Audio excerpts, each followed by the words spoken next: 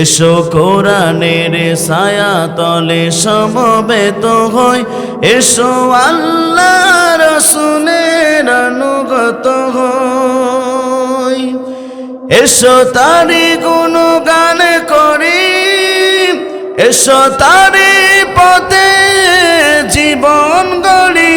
এসো আল্লাহর গুণগান করি, এসো তারি পথে জীবন গড়ি। আল্লাহর নাম নিলে তাতে যদি সুখ মেলে, আল্লাহর নাম নিলে তাতে যদি সুখ মেলে, কেন সেই নাম থেকে দূরে সরে রই, কেন সেই নাম থেকে দূরে সরে রই। এসো কোরআনের ছায়া তলে সমবেত হই, এসো কোরআনের ছায়া তলে সমবেত হই। এসো আল্লাহ রাসূলের অনুগত হই। এই কোরআনের ছায়া তলে এসে কত লোক প্রাণ দিল হেসে। কথা বলুন, ঠিক না বেডে? এই কোরআনের ছায়া তলে এসে কত লোক প্রাণ দিল হেসে। কোরআনের ছায়া তলে সোজা পথে যদি মেলে, কোরআনের ছায়া তলে সোজা পথে যদি মেলে, কেন সেই নাম থেকে সরে সরে রই, কেন সেই নাম থেকে দূরে সরে রই। এসো কোরআনের ছায়া তলে সমবেত হই, এসো কোরআনের ছায়া তলে সমবেত হই। এসো আল্লাহ রাসূলের অনুগত হই। আমার বন্ধুরা, তাহলে লক্ষ্য করুন, এই কোরআনুল কারীমটা আল্লাহ নাজিল করেছেন। কেন নাজিল করেছেন? এই প্রশ্ন যদি আপনি কোরআনের কাছে করুন, দুনিয়ার সমস্ত উত্তরগুলো ব্যর্থ হয়ে যাবে।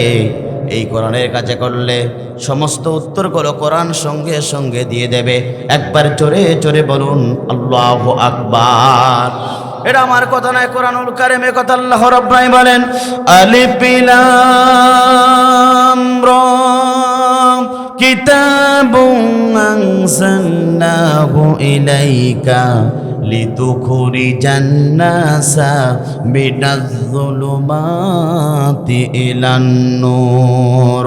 চিৎকার করে বলেন আল্লাহু আকবার।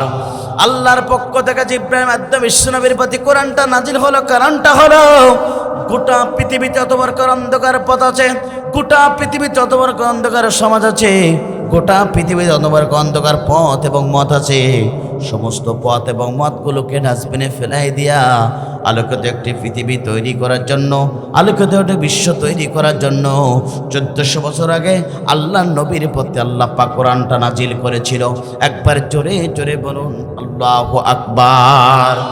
আমার বন্ধুরা, তাহলে কোরআনটা নাজিল হলো গোটা পৃথিবীর সমস্ত অন্ধকার সমাজকে পরিবর্তন করার জন্য। এবার আপনি আমি লক্ষ্য করি, আপনার আমার নবী বিশ্বনবী আখিরি জামানার নবী, যে নবীর চেহারা দেখলে পরে এতিম সন্তানগুলো পিতা হারানোর বেদনা ভুলে যেত, যে নবীর চেহারা দেখলে পরে বিধবারা তাদের স্বামী হারানোর বেদনা ভুলে যেত, যে নবীর চেহারা দেখলে পরে শুধু তাই না আমার বন্ধুরা সাহাবা একরামদের খোদা পর্যন্ত বন্ধ হয়ে যেত। আপনার আমার নবী বিশ্বনবী আখিরি জামানার নবী, যিনি এই পৃথিবী ধরেছিলেন এমন একটা সমাজে, এমন একটা সময় যে সমাজটাকে বলা হয় আয়ামে জাহিলিয়াতপূর্ণ সমাজ, যে সমাজে নারীর কোনো সতীত্বর গ্যারান্টি ছিল না, জোরজার ছিল, মূল্যতার ছিল। আমার বন্ধুরা, এমন একটা সমাজে আল্লাহর নবীকে আল্লাহ পাক এই পৃথিবীতে প্রেরণ করেছিলেন। আমার বন্ধুরা, যে সময় সম্পদের জন্য একজন ভাই একজন ভাইকে হত্যা করত, একজন ভাইকে আরেকজন ভাইকে দুনিয়ার মাঝে বিদায় গ্রহণ করত, এমন একটা অন্ধকার সমাজ আল্লাহ নবীকে আল্লাহ পাক এই পৃথিবীতে প্রেরণ করেছিলেন। আমার বন্ধুরা, বিশ্বনবী এই পৃথিবীতে আসলেন, আস্তে আস্তে করে তার বয়সটা বৃদ্ধি পেয়ে গেল। আমার বন্ধুরা, বিশ্বনবীর বয়সটা 17 বছর হয়ে গেল। সমাজ পরিবর্তন করার জন্য 17 বছর বয়সে একটি সংগঠন তৈরি করেছিল, যে সংগঠনের নামটা ছিল হিলফুল ফুজুন। আমার বন্ধুরা, সেই হিলফুল ফুজুনের সংগঠনের 5টি কর্মসূচি ছিল। তারা চেয়েছিল সমাজটাকে পরিবর্তন করার জন্য, কিন্তু কোনো পরিবর্তন করতে পারলেন না। আল্লাহ নবীর বয়সটা 25 বছর হয়ে গেল। আমার বন্ধুরা, আল্লাহ নবীর বয়সটা 25 বছর হয়ে গেল। এই 25 বছরের পরে আমার বন্ধুরা একটু লক্ষ্য করুন, এই 25 বছর পরে আল্লাহ নবীর সঙ্গে সঙ্গে বিবাহ আবদ্ধ হয়ে গেল। খাদিজার বয়স ছিল 40 বছর, আল্লাহ নবীর বয়স 25 বছর। আমার বন্ধুরা, বিবাহ আবদ্ধ হয়ে গেল। আবদ্ধ হওয়ার পরে এবার সংসার জীবনে বিষ্ণু উপনীত হলেন। আমার বন্ধুরা, বিষ্ণুনবীর বয়স যখন 25 বছর থেকে 35 বছর হয়ে গেল, আমরা সকলেই জানি হাজার আসাদের পাথর নিয়ে একটা সমস্যা বেঁধে গেল। সকলেই সিদ্ধান্ত গ্রহণ করলো আগামীকাল ফজরের নামাজ বা ফজরের নামাজটা প্রথম যে ব্যক্তি পড়তে পারবে সেই ব্যক্তির সমাধান দিয়ে দেবে। সেই ফজরের নামাজটা বিশ্বনবী সর্বপ্রথম প্রবেশ করেছিলেন। এবার আল্লাহ নবী সমস্ত সব কিছু মিলে যখন সবাই দেখলেন যে আল্লাহ রসুল সে প্রথম নামাজ আদায় করতে গেলেন, আল্লাহ নবীর কাছ থেকে সমস্যার সমাধান আমার বন্ধুরা নিয়ে নিলেন। হাজার আসাদের পাথরের সমস্যার সমাধান হয়ে গেল। আল্লাহ নবীর বয়স এবার 40 বছর হয়ে গেল। 40 বছর 11 দিন বয়স যখন বিশ্বনবীর এটা হয়ে গেল, আমার বন্ধুরা হেরায় গোয়াতে ব্যগ্ন থাকলেন বিশ্বনবী, ধ্যানের জন্য মগ্ন থাকলেন। আমার বন্ধুরা, এবার কি হলো? আল্লাহর পক্ষ থেকে জিবরাইলের মাধ্যমে বিশ্বনবীর প্রতি এই কোরআনটা নাজিল হয়ে গেল। এই কোরআনের অন্যতম সূরা আলাকের 5টা আয়াত নাজিল হয়ে গেল। হয়ে যাওয়ার পরে আল্লাহর নবী এবারা এই কোরআন দিয়ে দাওয়াতি কাজ শুরু করলেন। 40 বছর পর্যন্ত দাওয়াতি কাজ করলেন, কিন্তু কোরআন বিন কোনো পরিবর্তন আনতে পারলেন না। এবার আল্লাহ নবীর প্রতি 40টা বছর পরে আমার বন্ধুরা কোরআন নাজিল হলো। এই কোরআন দিয়ে দাওয়াতি কাজ শুরু করলেন। 3 বছর গোপনে ইসলামের কাজ করলেন, কালেমার দাওয়াত পর্যন্ত দিলেন। অসংখ্য ব্যক্তিবর্গ ইসলাম কবুল করেছিল, কালেমা গ্রহণ করেছিল। আমার বন্ধুরা, বিশ্বনবীর বয়স যখন 53 হলো, আল্লাহ নবী সঙ্গে সঙ্গে মক্কা ছেড়ে আল্লাহর হুকুমে মদিনায় চলে গেলেন। মদিনায় চলে যাওয়ার পরে আমার বন্ধুরা, বিশ্বনবী এবার মদিনায় যাওয়ার পরে 53 বছর বয়সে বিশ্বনবী চলে গেলেন মদিনায়। মদিনায় ইসলাম প্রতিষ্ঠা হয়ে গেল। বিনা রক্তবাদে আমার বন্ধুরা মক্কা বিজয় হয়ে গেল। মক্কা যখন বিজয় হয়ে গেল, আল্লাহ নবী এবার কোরআন দিয়ে গোটা পৃথিবী স্টেজ কায়েম করে ফেললেন। আমার বন্ধুরা ইসলামী স্টেজ যখন কায়েম করলেন, আল্লাহ নবী যে সময় ইমামতি করলেন, আমার বন্ধুরা মসজিদের ইমাম ছিলেন, নবীর ইমাম ছিলেন, সমাজের ইমাম ছিলেন। শুধু তাই না, এখানে শেষ নয় আমার বন্ধুরা, গোটা পৃথিবীর সমস্ত সমাধান আল্লাহ নবী দিয়েছিলেন যে কিতাব থেকে। সেই কিতাবের নাম হচ্ছে কোরআন। দিয়ে গোটা পৃথিবীর অন্ধকার সমাজটাকে পরিবর্তন করলেন, গোটা বিশ্ব পরিবর্তন করলেন একটা কিতাব দিয়ে। সে কিতাবের নাম আছে আল্লাহর কোরআন। কথা বলুন ঠিক না বেঠিক? আমার বন্ধুরা, 40 বছর পর্যন্ত আল্লাহ নবী কোন প্রকার পরিবর্তন করতে পারলেন না। আল্লাহ নবীর বাদী কোরআনটা নাজির হলো। বিশ্বনবী কোরআনটা দিয়ে গোটা পৃথিবীতে কালেমার দাওয়াত দিল। সমস্ত অন্ধকার সমাজ পরিবর্তন হয়ে গেল। লাস্ট 10টি বছর মক্কা এবং মদিনায় তিনি ইসলামের স্টার্ট কায়েম করলেন। সুতরাং বোঝাই গেল, গোটা বিশ্বের মুসলমানদের যদি মুখে হাসি ফোটাতে চান, আল্লাহর কোরআনের রাষ্ট্র ব্যবস্থা ছাড়া মুসলমানদের মুখে হাসি ফোটানো যাবে না। কথা বলুন ঠিক না বেঠিক? 54 বছরে এই দেশে অসংখ্য মুসলমান রাষ্ট্র ক্ষমতায় গেছে। কেউ নারী গেছে, কেউ পুরুষ গেছে, কিন্তু কোনো মুসলমানদের হাসি ফোটাতে পারলো না। আমার বন্ধুরা, তাহলে লক্ষ্য করুন, এই রাষ্ট্র ব্যবস্থায় মানব রচিত বিধান দিয়ে মানুষের মুখে হাসি ফোটানো যায় না। মানুষের মুখে যদি হাসি ফোটাতে চান, কেবলমাত্র শুধুমাত্র একমাত্র এই কোরআন নামক সংবিধান যদি থাকে, তাহলে মুসলমানদের মুখে হাসি ফোটানো যাবে। 54 বছরে কোনো হাসি ফোটাতে পারলো না মুসলমান। লক্ষ্য করুন, আগামীতে এই বাংলাদেশকে যদি প্রত্যেকটা মানুষের যদি হৃদয়ের ভিতরে মুখের বিষয়ে হাসি ফোটাতে চান, যে দল ক্ষমতায় যাবে, আমাদের আলেমদের বক্তব্য হলো, এদেশের তৌহিদি জনতার বক্তব্য হলো, নামাজি ব্যক্তির বক্তব্য হলো, আলেম ওলামার বক্তব্য হলো, এই কোরআন দিয়ে পার্লামেন্ট চালাতে হবে। কথা বলুন ঠিক না বেটি? যে দল ক্ষমতায় যাবে আমাদের বক্তব্য হলো কোরআন নামক সংবিধান দিয়ে বাংলার পার্লামেন্ট চলতে হবে। কথা বলুন ঠিক না বেঠে? আমার বন্ধুরা, আল্লাহ নবী গোটা পৃথিবীতে পরিবর্তন করেছিল, মানুষের মুখে হাসি ফোটাতে পেরেছিল, এই কোরআন নামক সংবিধান যখন কায়েম করতে পেরেছিল। আমার বক্তব্য হলো 56,000 এই বর্গ মাইলের বাংলাদেশে প্রত্যেকটা ইঞ্চের মুসলমানের যদি মুখে হাসি ফোটাতে চান, এদেশের প্রত্যেকটা ব্যক্তি যদি ন্যায় ইনসাফ ভিত্তিক জীবন করতে হয়, কোরআনের রাষ্ট্র ব্যবস্থা ছাড়া কিয়ামত পর্যন্ত সাধনা করলে মুসলমানদের মুখে হাসি ফোটানো যাবে না। এই কোরআন নামক সংবিধান যদি পার্লামেন্টে থাকে, যারা এই ক্ষমতা যাবে, ক্ষমতা যাবার পরে প্রথম নম্বর বিল পাস হবে নামাজের বিল। যদি ওই পার্লামেন্ট থেকে যদি কায়েম হয়ে যায়, বাংলাদেশের একতলা মসজিদ 2 তলা করা লাগবে। তাহলে নামাজ যদি বাধ্যতামূলক করে দেওয়া হয়, এদেশে যারা মদখোর, গাঁজাখোর, ইয়াবাখোর, ফেন্সিখোর, যারা অসৎ কাম কাজ করে, এরা সব ভালো হয়ে যাবে যদি পার্লামেন্টে নামাজের বিল পাস করা হয়। ইন্নাস সালাতা তানহা আনিল ফাহশাই মুনকার। দুনিয়ার সমস্ত খারাপ থেকে মানুষকে ভালো করতে পারে নামাজ। কথা বলুন ঠিক না বেঠিক? আমার বন্ধুরা, আমাদের বক্তব্য হলো এটাই। এই বক্তব্যের সাথে আপনাদের একমত আছে কিনা? আমার বন্ধুরা, যদি পার্লামেন্টে জাকাতের বিল পাস হয়ে যায়, পার্লামেন্টে যদি যারা চুরি করে এদের যদি বিল পাস হয়ে যায়, আমার বন্ধুরা, চুরি যারা করে সব ভালো হয়ে যাবে। এই ভালো যদি করতে চান, এই কোরআন দিয়েছে আল্লাহ, এই কোরআন নামক সংবিধান পার্লামেন্টে গেলে তো মুসলমানের সবচেয়ে বড় লাভ।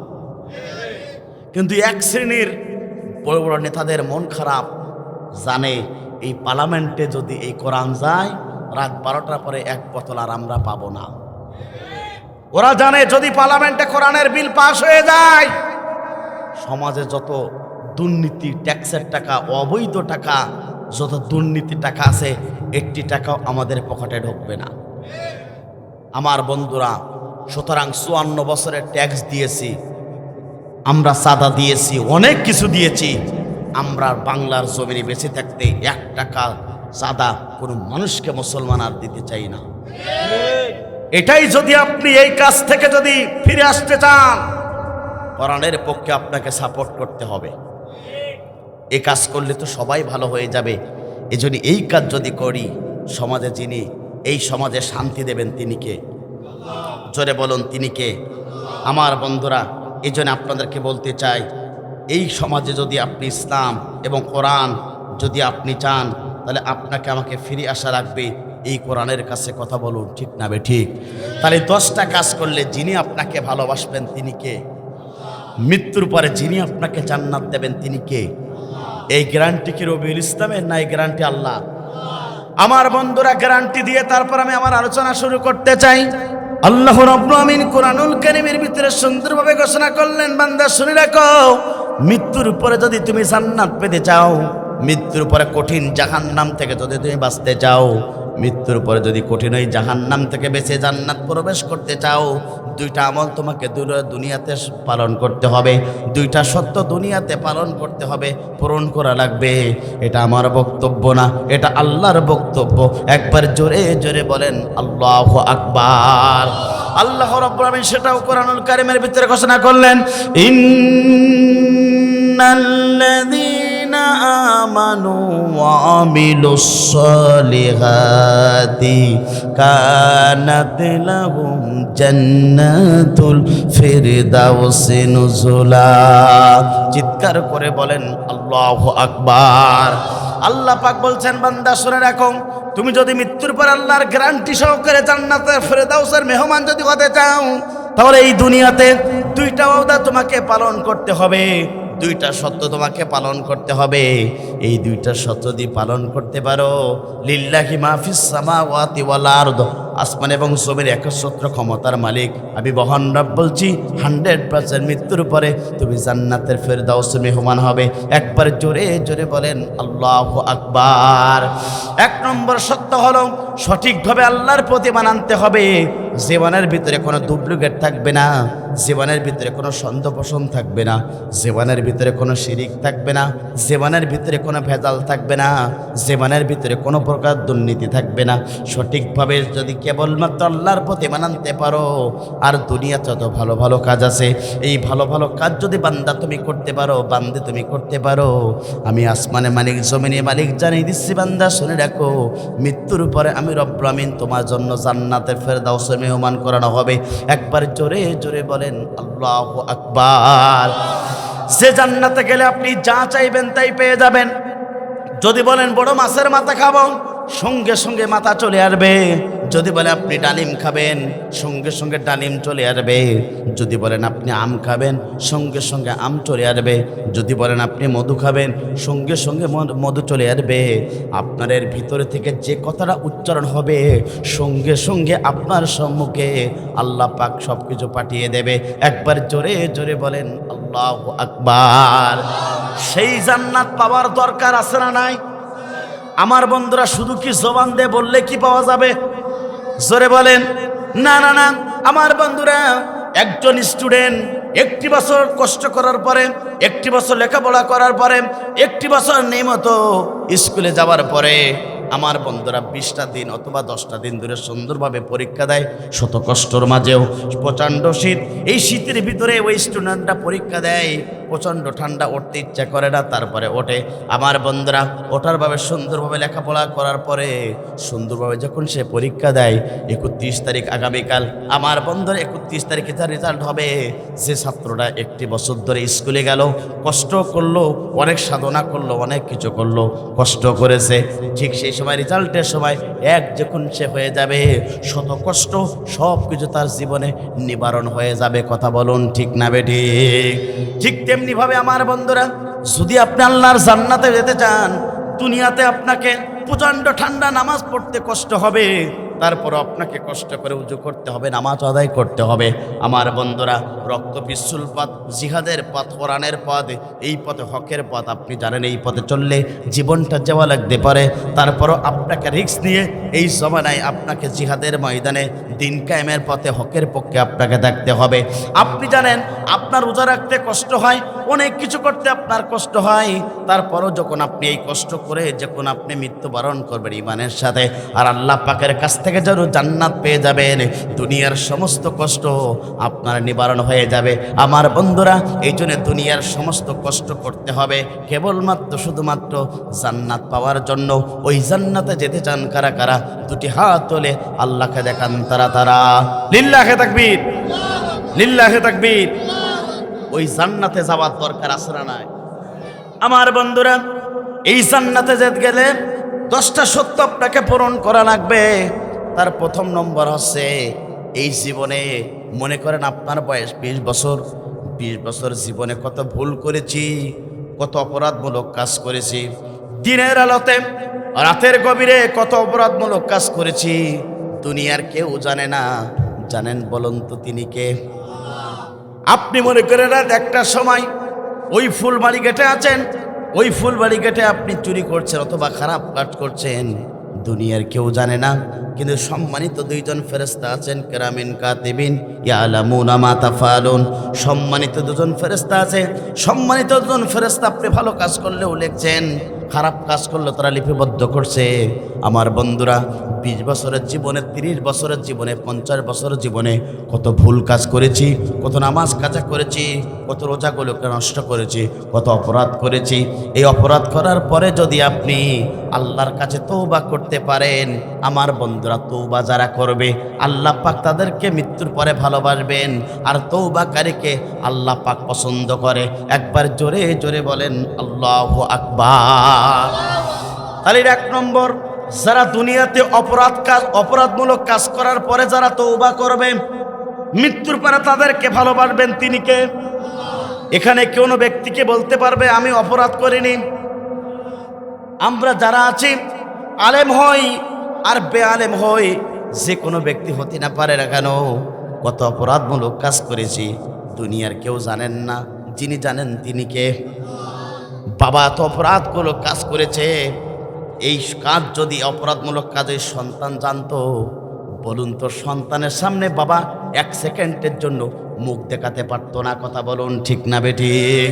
সন্তান যে অপরাধমূলক কাজ করেছে, আমার বন্ধুরা, এটা যদি তার বাবা জানতো, 1 সেকেন্ডের জন্য সন্তান তার বাবার সম্মুখে যাইতে পারতো না। এবার আল্লাহ পাক বলছেন, বান্দা শুনে রাখো, এই দুনিয়াতে কোনো অপরাধমূলক কাজ করেছো, অপরাধে কাজ করার পরে যদি গভীর রজনীতে যদি তুই আমার কাছে তওবা করতে পারো, আমি রব্বুল আলামিন তোমার গুনাহ খাতা মাফ করে দেব। একবার জোরে জোরে বলেন আল্লাহু আকবার। এটা আমার কথা না, মুহররমের কথা। আল্লাহ পাক বলেন, ইয়া আইয়ুহাল্লাযীনা আমানু তুবু ইলাল্লাহি তাওবাতান নাসুহা। চিৎকার করে বলেন আল্লাহু আকবার। কথা কার? আল্লাহ পাক বলছেন, হে ইমানদারগণ, তোমরা দুনিয়াতে কত অপরাধমূলক কাজ করেছো।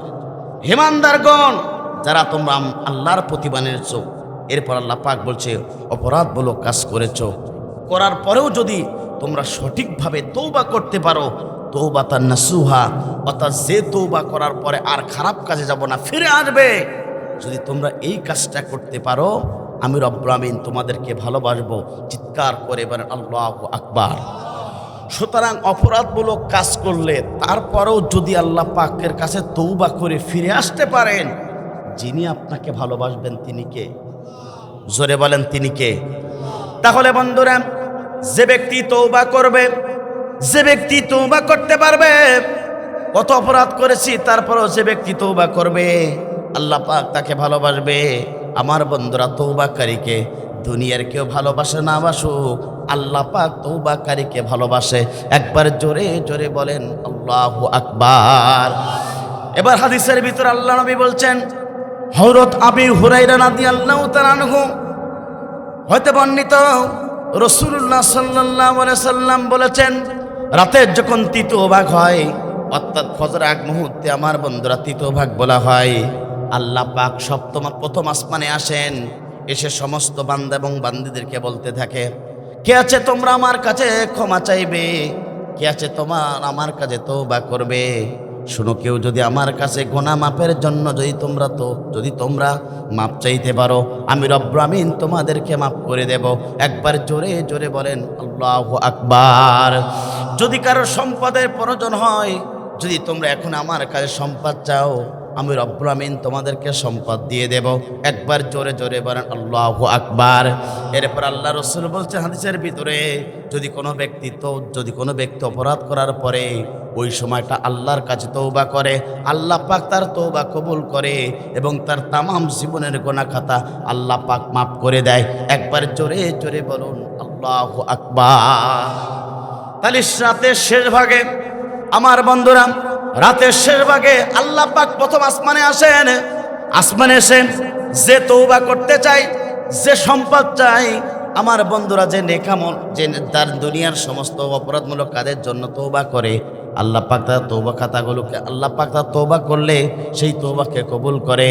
আমার বন্ধুরা, সুতরাং দুনিয়াতে কত অপরাধমূলক কাজ করেছি, আর কোনো দিন করব না, এই চিন্তা চেতনা নিয়ে যদি আল্লাহর কাছে তওবা করা হয়, আল্লাহ পাক প্রত্যেকটা ব্যক্তির গুনাহ খাতা মাফ করবে এবং তওবাকে কবুল করবে। কথা বলুন ঠিক না বেঠি? এই জন্য অপরাধমূলক কাজ করার পরে যদি তওবা করি, যিনি আপনাকে ক্ষমা করে দেবেন তিনি কে? দুনিয়ার সমস্ত আদালত বন্ধ থাকে, কার আদালত খোলা থাকে? আমার বন্ধুরা, আপনার আমার নবী, বিশ্ব নবী, আখিরি জামানার নবী, যে নবীর পরের এবং পূর্বের সমস্ত গুনাহ খাতা আল্লাহ পাক মাফ করে দিয়েছেন, সেই নবী পর্যন্ত প্রতিদিন 70 থেকে 100 বার পর্যন্ত তওবা করতেন। চিৎকার করে বলেন আল্লাহু আকবার। আল্লাহ পাক ওই বান্দার প্রতি খুশি হয় যে বান্দা অপরাধ কাজ করার পরে নিজের ভুলটা বুঝতে পেরে রাতের গভীরে যখন আল্লাহ তাআলার কাছে দুই চোখের পানি ছেড়ে যখন আল্লাহ তাআলার কাছে দুহাত তুলে বলে, আল্লাহ আমি অপরাধ করেছি, আপনি মাফ করে দেন, ওই বান্দার প্রতি আল্লাহ পাক সবচেয়ে খুশি হয়ে যায়। চিৎকার করে বলেন আল্লাহু আকবার। আমার বন্ধুরা, আপনি আপনার বিবেকের কাছে প্রশ্ন করুন, বিবেকের কাছে হাত দিয়ে প্রশ্ন করুন, এই জীবনে কত অপরাধ করেছি দুনিয়ার কেউ জানে না, জানেন তিনি কে? সুতরাং আপনি যদি এই অপরাধ করার পরে আল্লাহর কাছে যদি দুটি হাত তুলে আল্লাহকে বলেন, আল্লাহ দুনিয়ার কোনো মানুষ জানে না, দুনিয়ার কেউ জানে না যে অপরাধ করেছে আমি, আল্লাহ আপনি আমাকে ক্ষমা করে দেন, আপনি আমাকে মাফ করে দেন। বান্দা যখন এই কথা বলে আল্লাহ তাআলার কাছে, আল্লাহ পাক সঙ্গে সঙ্গে বান্দার গুনাহ খাতা মাফ করে দেয়। চিৎকার করে বলে আল্লাহু আকবার। এই জন্য ভবিষ্যতে প্রতিদিন এই গুনাহ খাতার জন্য আল্লাহ তাআলার কাছে তওবা করার দরকার আছে না নাই? আপনার জীবনটাকে সংশোধন করুন। আপনার জীবন যদি সংশোধন না হয়, অট্টালিকা গাড়ি বাড়ি আছে, কোনো কিছু দিয়ে আল্লাহর জান্নাত পাওয়া যাবে না। আমার বন্ধুরা অনেকে আছে একটা চা খায়, চায়ের দোকানে বিল দিতে চাই না, বলি যে ভাই ঠিক আছে পরে দেবেন, আর দিতে চাই না, দোকানদার ভুলে যাক। কিন্তু আপনি জানেন না চায়ের দাম 5 টাকা, হাসরের ময়দানে 5 টাকার জন্য আপনি আটকে যেতে পারেন। এই জন্যে আপনাকে বলছি অপরাধমূলক কাজকে করা যাবে। আমার বন্ধুরা, আমার একটা দাদা আছে, নাম তার মনোদাদা, আব্দুল মজিদ মনোদাদা বলে আমরা ডাকি।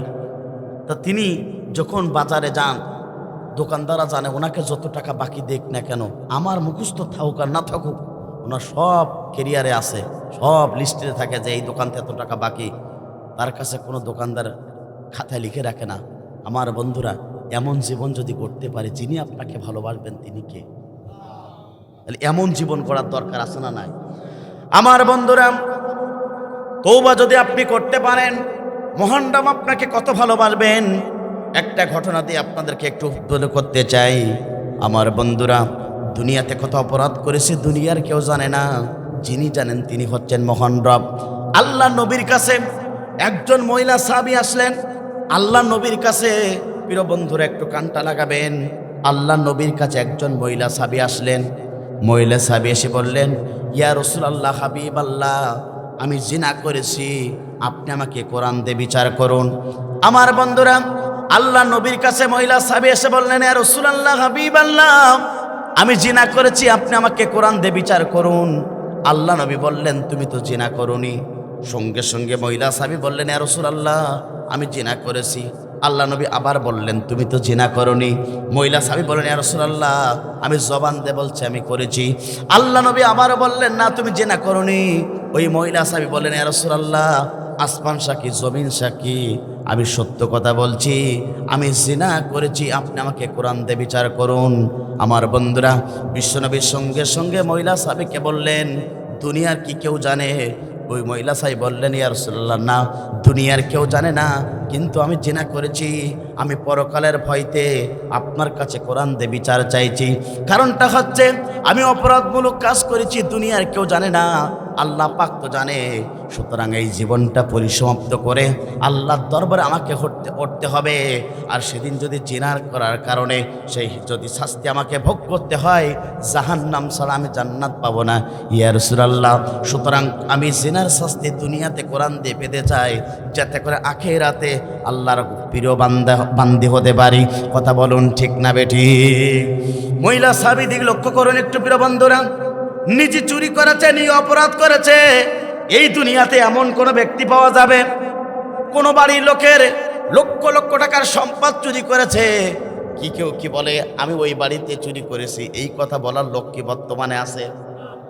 কিন্তু এই মহিলা সাহাবী এই জন্যে বলছে পরকালের ভয়তে। এই ভয় যদি কোনো ব্যক্তির থাকতো, বলুন তো এই সমাজে 1 টাকা পর্যন্ত এখন চুরি হতো না। কথা বলুন ঠিক না বেটি? এবার আল্লাহ নবী বললেন, ও মহিলা সাহাবী, তুমি তো জিনা করেছো, তোমাকে অবশ্যই কোরআন দিয়ে বিচার করা হবে। আমি নবী জানতে চাই, জিনা করার পরিবর্তে তোমার সন্তান এসেছে কিনা গর্বে? মহিলা সাহেব বললেন, ইয়া রাসূলুল্লাহ, আমার মনে হচ্ছে জিনা করা অপরাধে আমার হচ্ছে। আল্লাহ নবী সঙ্গে সঙ্গে বললেন, ও মহিলা সাহাবী, তুমি তো অপরাধমূলক কাজ করেছো, ওই সন্তান তো অপরাধ করি নাই। শুনে রাখো, যতক্ষণ পর্যন্ত এই সন্তানটা ভূমিষ্ঠ না হবে, আমি নবী ততক্ষণ পর্যন্ত কোরআন দিয়ে তোমার বিচার করব না। একবার জোরে জোরে বলুন আল্লাহু আকবার। ওই মহিলা সাহাবী বললেন, ইয়া রাসূলুল্লাহ, হাবিবাল্লাহ, আমি যদি এই পর্যন্ত জীবিত না থাকি, তাহলে আমি তো জিনা কাতারের আমি নামটা উঠে যাবে। আল্লাহ নবী বললেন, অবশ্যই তোমার জন্য আমি আল্লাহ তাআলার কাছে দোয়া করে দেব। আল্লাহ তাআলার কাছে তিনি দোয়া করলেন। আমার বন্ধুরা, প্রতি রাত্রে তিনি এবার বাড়ি ফিরে চলে গেলেন। প্রতি রাত্রে নামাজ পড়ে ক্রন্দন করে চোখের পানি ফেলে দিয়ে আল্লাহর কাছে বলে, আল্লাহ আমি জিনা করেছি, অপরাধ করেছি, দুনিয়ার কেউ জানে না, জানে সে হচ্ছে আল্লাহ আপনি। যদি এখন আমার মৃত্যু হয়ে যায়, জাহান্নাম ছাড়া আমার কপালে জান্নাত জুটবে না। আল্লাহ আপনি আমাকে ক্ষমা করে দিন, আমি তওবা করছি, আমাকে আপনি মাফ করে দিন। একদিন যায়, দুদিন যায়, 10 মাস 10 দিন অতিবাহিত হয়ে গেল। 10 মাস 10 দিন অতিবাহিত হওয়ার পরে 10 মাস 10 দিনের মাথায় ওই সন্তানটা ভূমিষ্ঠ হলো। আমার বন্ধুরা, ভূমিষ্ঠ হবার একদিন পরে অসুস্থ শরীরটা নিয়ে মহিলা সাহাবী আল্লাহ নবীর কাছে চলে আসলেন। এসে বললেন, ইয়া রাসূলুল্লাহ, হাবিবাল্লাহ, 10 মাস 10 দিন পরে আমি আমার সন্তানটাকে ভূমিষ্ঠ করেছি। এবার আপনি জিনার করেছি, এই কোরআন দিয়ে বিচার দুনিয়াতে আপনি করে দিন, আখিরাতের শাস্তি আমি চাই না। আল্লাহ নবী সঙ্গে সঙ্গে ওই মহিলা সাহাবীকে বললেন, তোমার সেই সন্তানটা কোথায়? বলল, ইয়া রাসূলুল্লাহ, আমি তো বাড়িতে রেখে আছি। সঙ্গে সঙ্গে বললেন, তুমি তো অপরাধ করেছো, তোমার সন্তান করি নাই, তোমার দুধে তোমার সন্তান 2.5 বছর হক রয়েছে। যতক্ষণ পর্যন্ত সন্তানের বয়স 2.5 বছর না হবে, ততক্ষণ পর্যন্ত আমি নবী কোরআন দিয়ে বিচার করব না। একবার জোরে জোরে বলুন আল্লাহু আকবার। মহিলা সাহাবী বললেন, ইয়া রাসূলুল্লাহ, হাবিবাল্লাহ, সেই পর্যন্ত আমি বেঁচে থাকবো, সেই পর্যন্ত আমি জীবিত থাকবো, এই গ্যারান্টিকে আপনি দিতে পারবেন? আল্লাহ নবী বললেন, না, তবে তোমার জন্য দোয়া করব। আমার বন্ধুর আল্লাহ নবী সঙ্গে সঙ্গে মহিলা সাহাবীর জন্য দোয়া করলেন, বাড়িতে ফিরে চলে গেলেন। এবার প্রতি রাত্রে ক্রন্দন করে চোখের পানি ছেড়ে দিয়ে কাঁদে আর বলে, আল্লাহ আমি অপরাধ করেছি, আমি তওবা করছি, আপনি আমাকে ক্ষমা করে দিন, মাফ করে দিন। এই অবস্থায় যদি আমার মৃত্যু হয়ে যায়, জাহান্নাম ছাড়া জান্নাত চলবে না, আল্লাহ আপনি মাফ করে দিন। কিছুদিন অতিবাহিত হয়ে গেল। আমার বন্ধুরা, ওই মহিলা সাহাবী দেখলেন আমার সন্তানটা নিজের দুধ ছাড়া কয়েক ঘন্টা অতিবাহিত করতে পারে। আমার বন্ধুরা, 5 থেকে 6 বার অতিক্রম করে আরো কিছুদিন হয়ে গেল। আমার বন্ধুরা, সঙ্গে সঙ্গে ওই বাচ্চাটা নিয়ে মহিলা সাহাবী আল্লাহ নবীর কাছে চলে আসলেন। আল্লাহ নবীকে বললেন, ইয়া রাসূলুল্লাহ, হাবিবাল্লাহ, আমার সন্তান নিজের বুকের দুধ ছাড়া অনেক সময় থাকতে পারে, এবার আপনি আমাকে কোরআন দিয়ে বিচার করুন, আমি কোরআনের বিচার নিয়ে মৃত্যুবরণ করতে চাই। আল্লাহ নবীর সঙ্গে সঙ্গে সাহাবায়ে কেরামদেরকে লক্ষ্য করে বললেন, তোমরা কি আমার সাথে জান্নাতে এভাবে থাকতে চাও? আল্লাহ রসুলের প্রিয় সাহাবায়ে কেরামরা বললেন, ইয়া রাসূলুল্লাহ জি। সঙ্গে সঙ্গে বললেন, এই বাচ্চাটা লালন পালন করার দায়িত্ব যে সাহাবী নেবে, ওই সাহাবী আমি নবী আমার সাথে জান্নাতে এভাবে একত্রিত থাকবে। একবার জোরে জোরে বলুন আল্লাহু আকবার। আমার বন্ধুরা, সঙ্গে সঙ্গে একজন সাহাবী হাতটা উঁচু করে বললেন, ইয়া রাসূলুল্লাহ, হাবিবাল্লাহ, এই দায়িত্ব, এই বাচ্চার দায়িত্বটা আমি নিতে চাই। সঙ্গে সঙ্গে বাচ্চার দায়িত্ব সাহাবী নিয়ে নিলেন। এবার আল্লাহর নবী বললেন, আলীকে ডাকলেন, ওমরকে ডাকলেন, আবু বকরকে ডাকলেন, অসংখ্য সাহাবীকে ডেকে বললেন, যাও তোমরা কোরআন দিয়ে এই মহিলাকে তোমরা বিচার করো, তোমরা নিয়ে যাও উত্তপ্ত একটা মরুর প্রান্তরে, মাজা পর্যন্ত তোমরা গেড়ে দেবে। এরপর পাথর মেরে এই মহিলাকে দুনিয়ার মাঝ থেকে, মহিলা সাহাবীকে দুনিয়ার মাঝ থেকে তোমরা বিদায় গ্রহণ করে দেবে। কারণটা হচ্ছে সে জিনা করেছে, জিনার শাস্তি ঠিক এভাবে দিতে হয়। আমার বন্ধুরা, মহিলা সাহাবীকে উত্তপ্ত মরুর প্রান্তে নিয়ে চলে যাওয়া হলো, মাজাস্তক পর্যন্ত গাড়া হলো, পাথর মারা শুরু হয়ে গেল। পাথর মারতে মারতে আমার বন্ধুরা, আলীর কাছে 2টা পাথর ছিল। আমার বন্ধুরা, আলী রাদিয়াল্লাহু তাআলা আনহু সব পাথর মারা শেষ হওয়ার পরে আলী রাদিয়াল্লাহু তাআলা আনহু দূর থেকে একটা পাথর মেরে দিলেন। সঙ্গে সঙ্গে ওই পাথরটা ওই মহিলা সাহাবীর কপাল বরাবর লেগে গেল। ফিঙ্কি দিয়ে কপালটা বেড়ে রক্ত বের হয়ে গেল। কিছু রক্ত আলীর গায়ে পড়ে গেল, হাতের ওপরে পড়লো। আমার বন্ধুরা, যে সময় পড়লো, সঙ্গে সঙ্গে আলী তার নাকটা একটু শীতকালেন, তিনি অতিষ্ঠ বোধ করলেন। আমার বন্ধুরা, সঙ্গে সঙ্গে আমার বন্ধুরা, আলী এই কথা যখন তিনি এটাতে রক্ত পড়লেন, যখন অসুস্থ বোধ করলেন, আরেকটা পাথর মারলেন।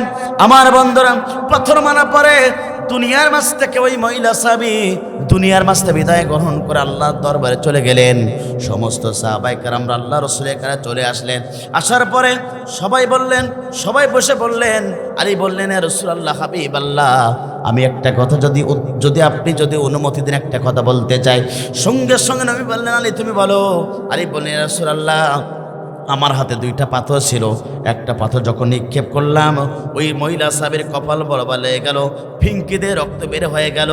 কিছু রক্ত আমার দেহে অথবা আমার হাতের ওপরে পড়লো, জামার ওপরে পড়লো। আমি সামান্য একটা শীতকালাম, কারণটা হলো ওই মহিলা ছিল, আমার বন্ধুরা, ওই মহিলাটা ছিল জেনাকারিনী মহিলা, যার কারণে জেনাকারিনীর মহিলা আমার দেহে রক্ত পড়েছে। এই জন্য আমি ঋতুস্তবোধ এবং নাক ছিলাম। আল্লাহ নবীর সঙ্গে সঙ্গে আলীকে বলেন, আলী তুমি কি জানো না ওই মহিলা সাবি নিজে জিনা করেছে, নিজে অপরাধ করেছে, স্বীকার করেছে। আবার দুনিয়াতে নবীর কাদের চেয়ে কোরআন দিয়ে বিচার পাওয়ার জন্য ও মহিলা, ও আলী তুমি শুনে রাখো, ওই মহিলা সাবি এই বিচার চাওয়ার পরে বাড়িতে ফিরে গিয়েছে। যতদিন পর্যন্ত জীবিত ছিল ততদিন পর্যন্ত প্রতিদিন তওবা করত, আল্লাহ তাআলার কাছে মাপ চাইতো। শেষ পর্যন্ত তার চোখ দিয়ে পানি আসার পরিবর্তে রক্তের লালা আসতো। আলী তুমি জানো না, আলী এতটাই তওবা করেছে, ওই তওবা আল্লাহ তাআলার কাছে কবুল হয়েছে। কাকে তুমি জেনাকারিনী মহিলা জাহান্নামী বলো? শুনে রাখো, ওই এতটাই তওবা করেছে, এই তওবা যদি 70 জন জাহান্নামীদেরকে যদি ভাগ করে দেওয়া হতো, এতটাই তওবা করেছে 70 জন জাহান্নামী তারা বিনা হিসাবে জান্নাতে চলে যেত। একবার জোরে জোরে বলেন আল্লাহু আকবার। ও আলী তুমি শুনে রাখো, ওই মহিলা সাহাবী নিজে অপরাধ করেছে, নিজে জিনা করেছে, কোরআন দিয়ে বিশ্বনবীর কাছে বিচার চাইছে, কোরআন দিয়ে তা বিচার করা হয়েছে। ওই মহিলা সাহাবী জাহান্নামী না, ওই মহিলা সাহাবী তওবা করার কারণে আল্লাহ পাক তার তওবা কবুল করেছে। ওই মহিলা সাহাবী আছে আল্লাহর জান্নাতি। একবার জোরে জোরে বলেন আল্লাহু আকবার। আমার বন্ধুরা, এই জন্য যদি অপরাধ করি, কত অপরাধ করি, অপরাধ করার পরে যদি গভীর রজনী যদি আল্লাহর কাছে তওবা করি, যিনি আপনাকে মাফ করবেন তিনি কে? এই জন্য সমস্ত গুনার জন্য মাপ চাইব কার কাছে? ভবিষ্যতে আমরা আর কোনো অপরাধমূলক কাজ করব না। অপরাধমূলক কাজ থেকে ফিরে আসার দরকার আছে না নাই? আমরা সমস্ত অপরাধমূলক কাজ থেকে যদি ফিরে আসতে পারি, যত অপরাধ আছে সমস্ত অপরাধমূলক কাজ থেকে যদি আমরা যদি ফিরে আসতে পারি, যিনি আপনাকে ভালোবাসবেন তিনি কে? দুনিয়াতে আমরা আর কোনোদিন অপরাধমূলক কাজে হাত বাড়াবো না, পা বাড়াবো না। আপনি মনে করছেন এই হাত দিয়ে কলমের খোসা দিয়ে কোটি কোটি টাকা আপনি মেরে নিয়ে আসছেন, আপনি মনে করছেন আমার কেউ হিসাব দেবে না, জবান বন্ধ হয়ে যাবে। সূরা ইয়াসিনের ভিতরে আছে জবান বন্ধ, সমস্ত অঙ্গ প্রত্যঙ্গ সেদিন বলে দেবে সমস্ত কথা যা দুনিয়াতে আপনি করেছেন। আপনি এই হাত কোন জায়গায় ব্যবহার করেছেন? ভালো কাজে ব্যবহার করেছেন না খারাপ কাজে ব্যবহার করেছেন, দুনিয়ার কেউ জানে না, যিনি জানেন তিনি কে? এই জন্য সমস্ত খারাপ কাজ থেকে আমরা ফিরে আসব কার দিকে? কি পারবো না? এই কাজটা যিনি যদি করতে পারে, যিনি আপনাকে ভালোবাসবেন তিনি কে? যিনি আপনাকে জান্নাত দেবেন তিনি কে? দ্বিতীয় নম্বর হচ্ছে যারা এই দুনিয়াতে আল্লাহর জন্য ব্যবসা করবে। কার জন্য? এই দুনিয়াতে আমরা ব্যবসাজীবী, এই জায়গার লোক সব বেশিরভাগ ম্যাক্সিমাম ব্যবসাজীবী। কে মোবাইলে ব্যবসা, যে ভাই আমাকে দাওয়াত দিয়েছে বলছে হুজুর আমি মোবাইলে ব্যবসা করি, কেউ চায়ের ব্যবসা, কেউ তরকারির ব্যবসা, অনেকের অনেক ব্যবসা আছে। আমার বন্ধুরা, এই দুনিয়াতে ব্যবসা করি লাভের জন্য, এই ব্যবসা করলে লাভও আছে লসও আছে, কথা বলুন ঠিক না বেঠে?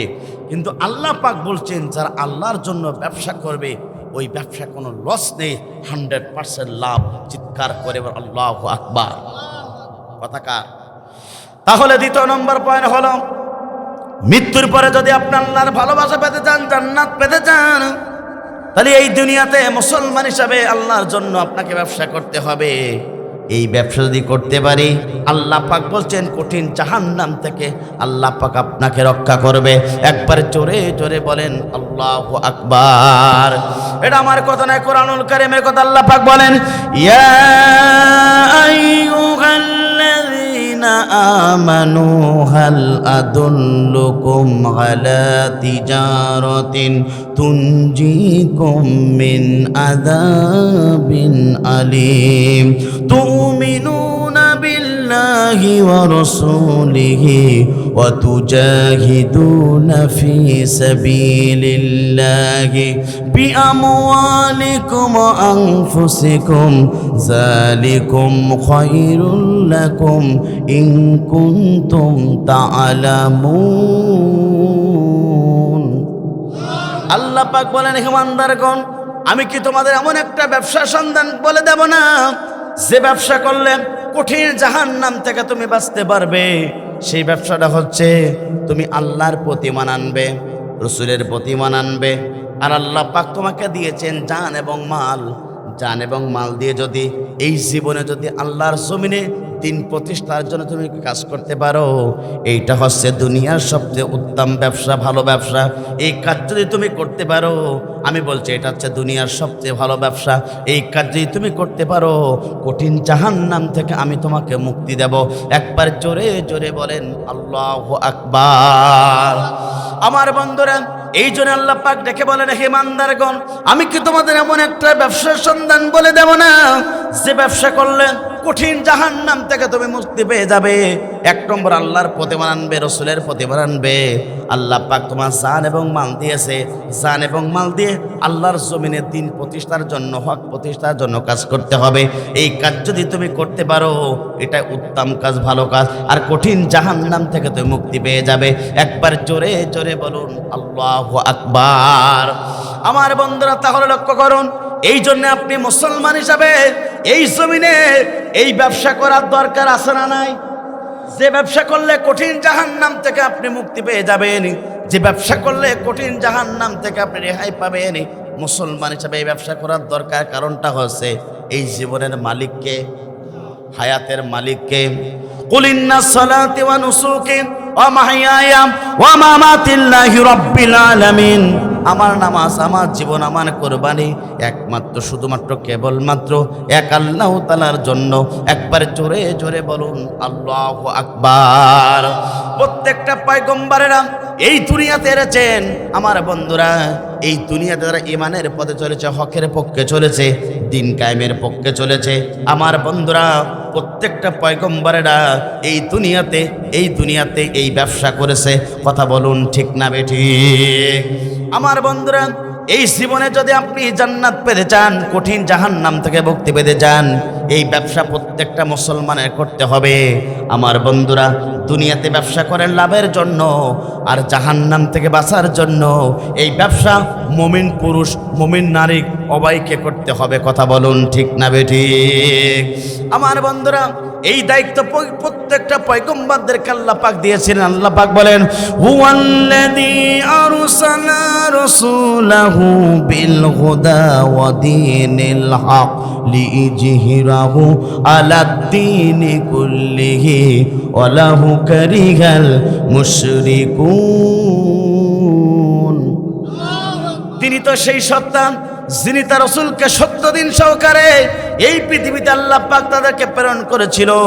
সমস্ত পয়গম্বরদের আমার বন্ধুরা লক্ষ্য এবং উদ্দেশ্য ছিল এই দুনিয়াতে সমস্ত মানব রচিত বিধান আছে, সমস্ত বিধানকে ডাস্টবিনে ফেলাই দিয়া এই জমিনে আল্লাহর বিধানকে প্রতিষ্ঠা করার জন্য আপনার আমার নবীকে এই লক্ষ্য নিয়ে পৃথিবীতে আল্লাহ পাক প্রেরণ করেছিলেন। এর শোনো, এই দিনের দাওয়াত যখনই দেবে, এই কোরআনের কথা যখনই বলবে, হকের কথা যখনই বলবে, সমাজ যারা মুশরিক আছে, মুনাফিক আছে, তারা তোমার প্রতি অসন্তুষ্ট হয়ে যাবে। তোমার যায় আসে না, এই সমাজে এই ব্যবসা তোমাকে করাই লাগবে, এই কাজ করাই লাগবে। যত অসন্তুষ্ট হোক না কেন, এরকমই তোমার যায় আসে না। কথা বলুন ঠিক না বেঠিক? আমার বন্ধুরা, ইন্নাদ দীনা ইনদাল্লাহিল ইসলাম, আল্লাহ তাআলার কাছে একমাত্র শুধুমাত্র কেবলমাত্র পূর্ণাঙ্গ জীবন ব্যবস্থা নাম হচ্ছে ইসলাম। Islam is the complete code of life. আমার বন্ধুরা, সুতরাং এই জমিনে বিশ্বনবী এই দিনের দাওয়াত দেওয়ার কারণে, এই কোরআন প্রতিষ্ঠার আন্দোলন করার কারণে, হক প্রতিষ্ঠা করতে গিয়ে, কোরআন প্রতিষ্ঠা করতে গিয়ে আবু জাহল, উতবা সাইবারা বিশ্বনবীকে মিথ্যা মামলা দিয়েছে। দীর্ঘ 29টি মাস কারাবরণ করা লেগেছে। মাথার হেলমেট পেরেছে। তাইফের দুষ্ট যুবকেরা আল্লাহ রসুলকে টার্গেট করে 20টির মতন পাথর মেরেছে। মাতৃভূমি ছেড়েছে, পিতৃভূমি ছেড়েছে। তারপরে বিশ্বনবী কালেমার দাওয়াত থেকে 1 ইঞ্চি সরে দাঁড়ায় নাই। কথা বলুন ঠিক না বেঠিক?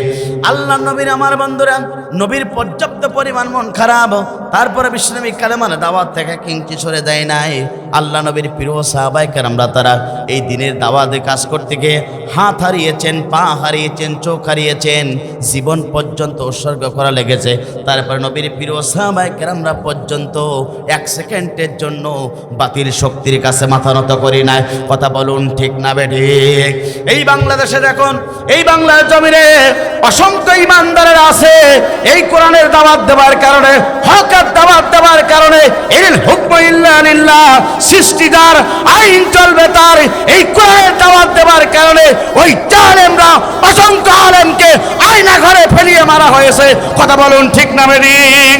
জাতির শ্রেষ্ঠ তাফসীর করো কোরআনের পাখি আল্লামা সাঈদী পর্যন্ত তিনি মানবতার অপরাধী ছিলেন না, তিনি রাজাকার ছিলেন না। এই সমাজে কোরআনের পক্ষে কথা বলার কারণে, এই সমাজে আল্লাহর জমিনে হকের পক্ষে কথা বলার কারণে, ওই ভারত বিরোধী বক্তব্য দেওয়ার কারণে কোরআনের পাখি আল্লামা সাঈদীকে তারা নির্মমভাবে হত্যা করেছিল। আর কোন অপরাধ ছিল না। এই কোরআনের দাওয়াত দেওয়ার কারণে আল্লামা সাঈদীকে তারা নির্মমভাবে হত্যা করেছিল। তারপরেও বলেছিল আপনি চেয়ার চাইলে চেয়ার দেব, মন্ত্রী চাইলে মন্ত্রী দেব, গাড়ি চাইলে গাড়ি দেব, বাড়ি চাইলে বাড়ি দেব।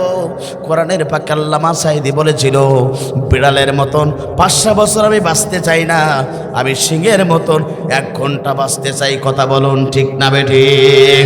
প্রিয় খুলনাবাসী, আপনাকে বলতে চাই এই জমিনে আমরা আগামী তো বিড়ালের মতন 500 বছর বাঁচতে চাই না, 1000 বছর বাঁচতে চাই না, সিংহের মতন 1 ঘন্টা বাঁচবো। আল্লাহর জমিনে কোরআনের পক্ষে থাকবো, ইসলামের পক্ষে থাকবো। আগামীর বাংলাদেশ কোরআনের বাংলাদেশ, আগামীর বাংলাদেশ ইসলামের বাংলাদেশ, আগামীর বাংলাদেশ ইসলামওয়ালাদের বাংলাদেশ। কথা বলুন ঠিক না বেঠিক? এই জন্য এই জমিনে কি হকের পক্ষে ছাড়া আমরা অন্য পক্ষে দেখতে পারি? জোরে বলেন। মুসলমান যদি হতে চান, জান্নাত যদি পেতে চান, জাহান্নাম যদি পেতে চান, জাহান্নাম থেকে যদি বাঁচতে চান, তাহলে হকের পক্ষে মুসলমান হিসাবে থাকতে হবে। কে সন্তুষ্ট হলো, কে অসন্তুষ্ট হলো, এটা আপনার যায় আসে না। আপনি আল্লাহকে সন্তুষ্ট করতে চান। কথা বলুন ঠিক না বেঠিক? নবীর প্রিয় সাহাবায়ে কেরামরা তারা রাসূলকে কেমন ভালোবাসতেন, এই ব্যবসা কেমন করতেছিলেন, একটু লক্ষ্য করুন প্রিয় বন্ধুরা। সকলেই জানি আল্লাহ নবীর একজন প্রিয় সাহাবী ছিল। উহুদের ময়দানের ঘটনা আমাদের সকলের মনে আছে। উহুদের ময়দানে বিশ্বনবী দিন প্রতিষ্ঠার জন্য, দিনের দাওয়াত দেওয়ার জন্য গিয়েছিলেন।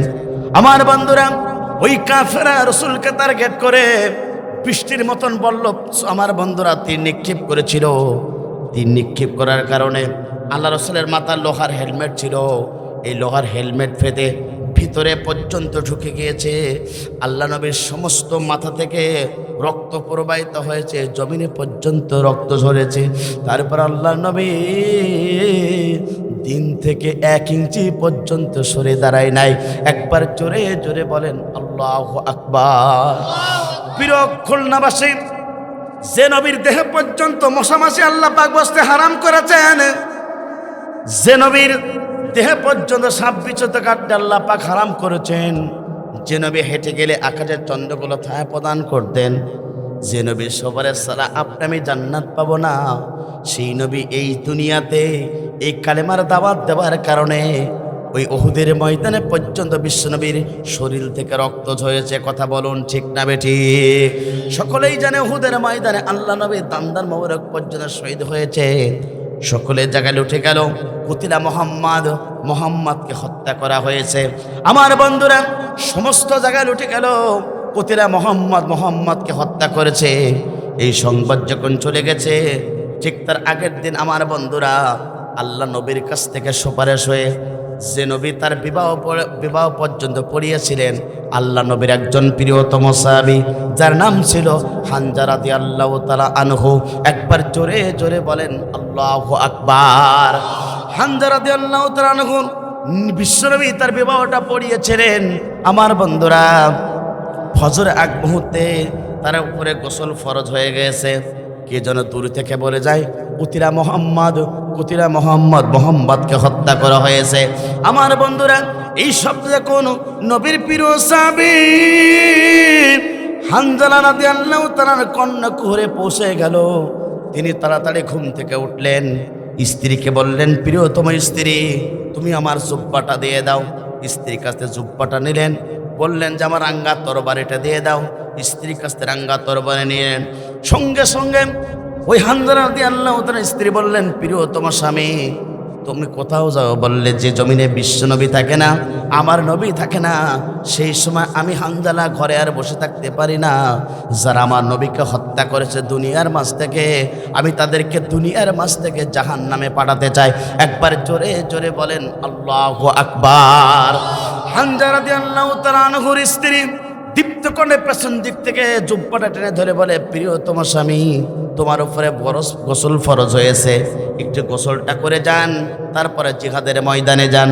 সঙ্গে সঙ্গে হানজালা বললেন, প্রিয়তম স্ত্রী, যে নবী যে সমাজে নবী থাকে না, ওই সমাজে গোসল পর্যন্ত হানজালার লাগে না। ও আমার স্ত্রী, শুনে রাখো, আমি যাচ্ছি জিহাদের ময়দানে, দেখা হতেও পারে না হতেও পারে, তবে তুমি শুনে রাখো, তোমার আমার দেখা হবে জান্নাতে। একবার জোরে জোরে বলেন আল্লাহু আকবার। স্ত্রী কাছে বিদায় নিয়ে উহুদের ময়দানের দিকে আল্লাহ নবীর প্রিয় সাহাবী হানজালা রাদিয়াল্লাহু তাআলা চলে গেলেন। আমার বন্ধুরা, জিহাদের ময়দানে গিয়ে অসংখ্য কাফেরকে দুনিয়ার মাঝ থেকে বিদায় গ্রহণ করালেন, জাহান্নামে পাঠিয়ে দিলেন। বিদায় গ্রহণ করাতে করাতে হঠাৎ করে অসংখ্য কাফেরকে হানজালাকে চতুর্ধার দিয়ে তারা ঘিরে ফেললো। এবার হানজালাকে বলল, হানজালা, তুমি ঈমান ছেড়ে দাও। সঙ্গে সঙ্গে বলল, না, আমি জানতে চাই আমার নবী বিশ্ব নবীকে তোমরা হত্যা করেছো কিনা বলো। বলল, আমরা বলতে পারি না। আমার বন্ধুরা, হানজালা মাথা নত করে না। ওই কাফেররা হানজালাকে ধরে কেউ গর্দান বরাবর একটা কোপ দিয়ে দিল, সঙ্গে সঙ্গে গর্দানটা মাটিতে লুটে গেল। কেউ হাতটা পর্যন্ত কোপ দিল, হাতটা জমিনে পড়ে গেল। কেউ বাম হাতে কোপ দিল, বাম হাতটা জমিনে পড়ে গেল। ডাইন পায়ে কোপ দিল, বাম পায়ে কোপ দিল। নবীর প্রিয় সাহাবী হানজালা দুনিয়ার মাঝ থেকে বিদায় গ্রহণ করলো। উহুদের ময়দানে 70 জন সাহাবী শহীদ হয়েছিল, আমরা সকলেই জানি। আমার বন্ধুরা, সকাল হয়ে গেল, সমস্ত সাহাবীদের লাশ আল্লাহ নবীর কাছে নিয়ে আসা হলো।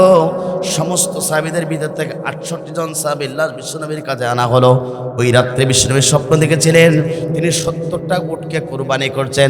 আমার বন্ধুরা, বিশ্বনবী 68 জনের সাহাবী লাশ পেয়ে বললেন, আর 2 জন সাহাবী আছে, তোমরা খুঁজতে খুঁজতে বের হয়ে যাও।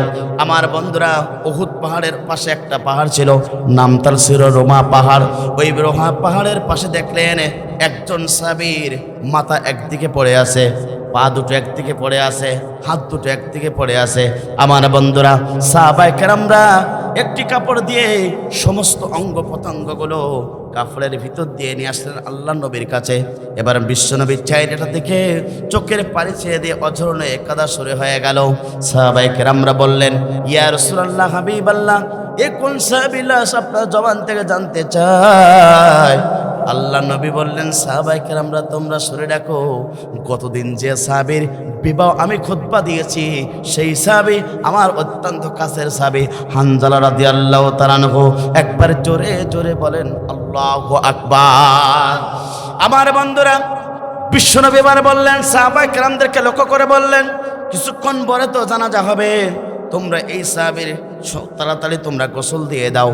আমার বন্ধুরা, কিন্তু না না না, গোসল দেন নাই। বলল, তাড়াতাড়ি দাফনের ব্যবস্থা গ্রহণ করতে হবে। যারা শহীদ হয় আল্লাহ রাস্তায়, তাদের গোসল করা লাগে না। কথা বলুন ঠিক না বেঠিক?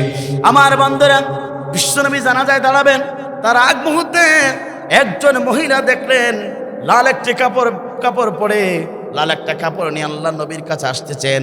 সাহাবায়ে কেরামরা বললেন, ইয়া রাসূলুল্লাহ, কে যেন দূর থেকে একটা মহিলা সাহাবী লাল কাপড় পরে আপনার কাছে আসে। সঙ্গে সঙ্গে বিশ্বনবী বললেন, ঠিক আছে, কে আসতেছে একটু দেখি। আসার পরে এবার বললেন, ইয়া রাসূলুল্লাহ, হাবিবাল্লাহ।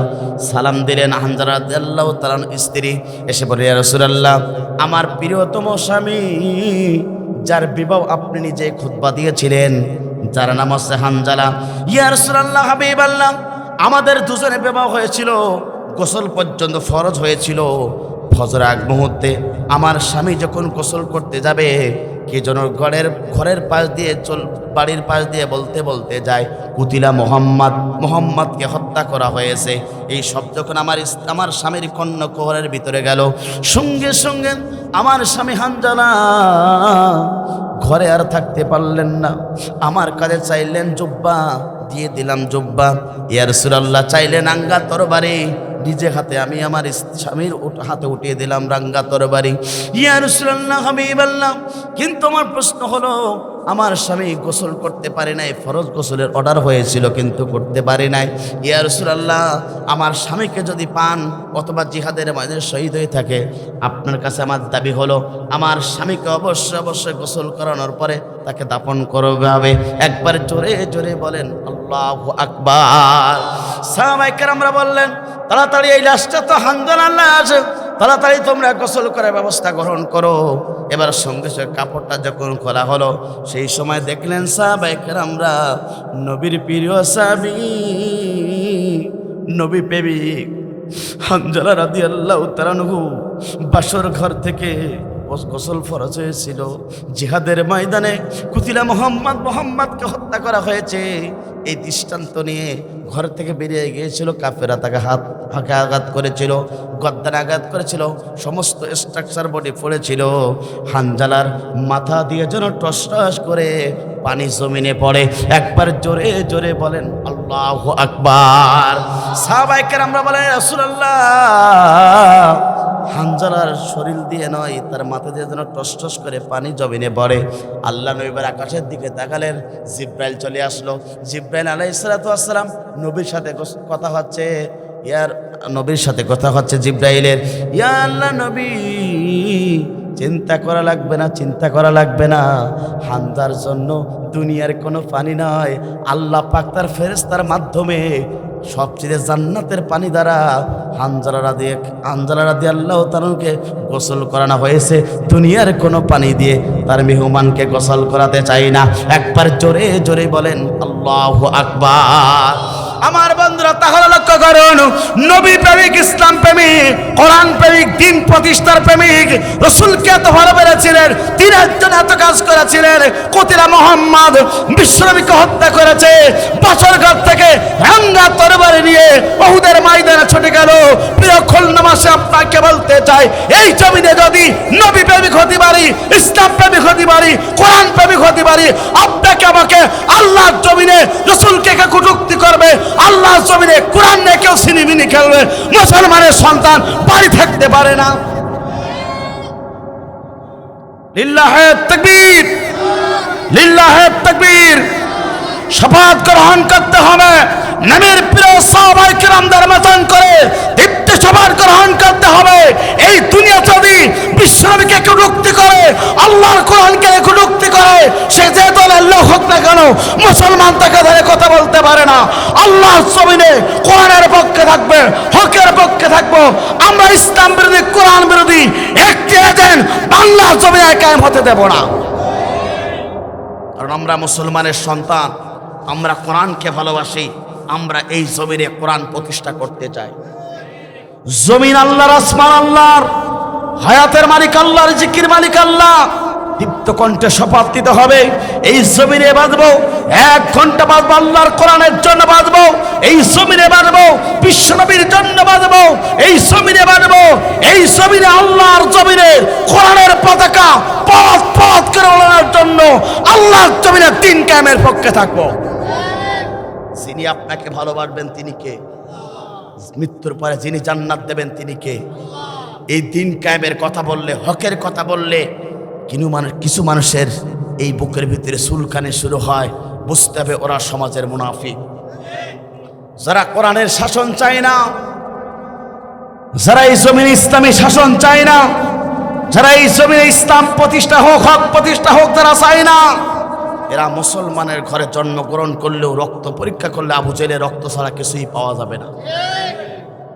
এই জন্য বিশ্বাস করুন, যারা মুসলমান এরা যে দল করে করুক আমার আফসোস নেই, কিন্তু জমিনে কোরআন প্রতিষ্ঠা হোক, এই চিন্তা চেতনা প্রত্যেকটা মুসলমানের থাকতে হবে।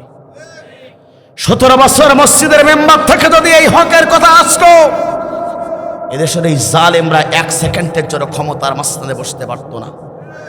কিন্তু বলে দিতে চাই, আমরা সবসময় আল্লামা সাঈদী ছিলেন, ভারত বিরোধী বক্তব্য দিয়েছিলেন। ভারতের আগ্রাসন থেকে বাংলা জমিনকে যেমন বাংলা জমিনকে যেমন সুন্দর করার জন্য উসমান হাদি রক্ত দিয়েছেন, আল্লামা সাঈদী রক্ত দিয়েছেন, বেগম খালেদা রক্ত দিয়েছেন। আমরা বলতে চাই, এই জমিনের মালিক আল্লাহ, হকের মালিক আল্লাহ, রিজিকের মালিক আল্লাহ। 1 সেকেন্ডের জন্য ভারতের কথায় বাংলাদেশ চলবে, মুসলমান বরদাস্ত করবে না। এই জমিনের মালিক আল্লাহ, হায়াতের মালিক আল্লাহ। এই জমিন কিভাবে চলবে এদেশের মানুষ সিদ্ধান্ত নেবে। কোন বাইরের রাষ্ট্রের কোন সিদ্ধান্ত মুসলমান মানতে পারে না। কথা বলুন ঠিক না বেঠিক? আমার বন্ধুরা, দাদা বাবুরা আমাদেরকে 17 বছর অনেক সালাম জানাইছো। আমরাও বলতে চাই, আমি রবিউল ইসলামী টিভির মাধ্যমে গোটা বাংলাদেশের প্রত্যেকটা তৌহিদি জনতার কাছে দীপ্ত কণ্ঠে শপথ করে গেলাম এবং বলে গেলাম, আগামীর সূর্য, ইসলামের সূর্য, আগামীর সূর্য, কোরআনের সূর্য, আগামীর বাংলাদেশ ভারত বিরোধী বাংলাদেশ। আগামীর বাংলাদেশ কোরআনের বাংলাদেশ, আগামীর বাংলাদেশ হবে টুপিওয়ালাদের বাংলাদেশ। কোন নাস্তিকের বাচ্চার কাছে 1 ইঞ্চি জমিন ছেড়ে দেব না। এই কথা বললে অনেকের মন খারাপ। কথা বলুন ঠিক না বেঠিক? আমাদের জমিন আল্লাহর, আমরা হায়াতের মালিক আল্লাহ। জমিন আল্লাহর কথাগুলো বলেই যাব। আমরা বাতিলের কাছে মাথা নত করব? জোরে বলেন, করব না। আমাদের দেশ কিভাবে চলবে এই সিদ্ধান্ত আপনি আর আমি নেব। কোনো মামুন আমার দরকার নাই, কোনো পরগাছা আমরা দেখতে চাই না। কথা বলুন ঠিক না বেঠিক? পৃথিবী না জানুক আমি তো জানি, আমি কি পাপ করেছি হায়। পৃথিবী না জানুক আমি তো জানি, আমি কি পাপ করেছি হায়। আমার পাপের করলে বিচার, আমার পাপের করলে বিচার, বাঁচার আমার নাই উপায়। বিনিময়ে তুমি মাফ করো আমায়, মাফ করো আমায়। পৃথিবী না জানুক আমি তো জানি, আমি কি পাপ করেছি হায়। কথা বলুন ঠিক না বেঠিক? কেউ জানে না, যিনি জানেন তিনি কে? আমার বন্ধুরা, তাহলে 2 নম্বর হলো, যারা এই জমিন আল্লাহর জন্য ব্যবসা করবে মৃত্যুর পরে তা জান্নাত পেয়ে যাবে। 3 নম্বর হলো, যারা এই জমিনে আল্লাহকে ভয় করবে, এই দেহের ভিতরে যারা আল্লাহর ভয় থাকবে, এই ভয় যারা থাকবে, এই ভয় যারা উপেক্ষা করে এই জমিনে আল্লাহকে রব রসুলকে তার জীবন ব্যবস্থা ইসলাম মেরে যারা মৃত্যুবরণ করতে পারবে, আল্লাহ পাক বলেন মৃত্যুর পর আমি রব্বুল আমিন তাদের জন্য জান্নাত দিয়ে দেব। একবার জোরে জোরে বলুন আল্লাহু আকবার। আমার বন্ধুরা, আমার কথা নাই, মহাগ্রন্থ আল কোরআনুল কারীমের কথা আল্লাহ পাক সুন্দরভাবে কোরআনের ভাষায় ঘোষণা করলেন। বান্দা শুনে রাখো, তুমি যখন মৃত্যুবরণ করবা, মৃত্যুবরণ করার আগে যদি এই দুনিয়া যদি আল্লাহকে যদি তুমি ভয় করতে পারো, অবশ্যই তুমি আমার আল্লাহর জান্নাত পেয়ে যাবে। একবার জোরে জোরে বলুন আল্লাহু আকবার।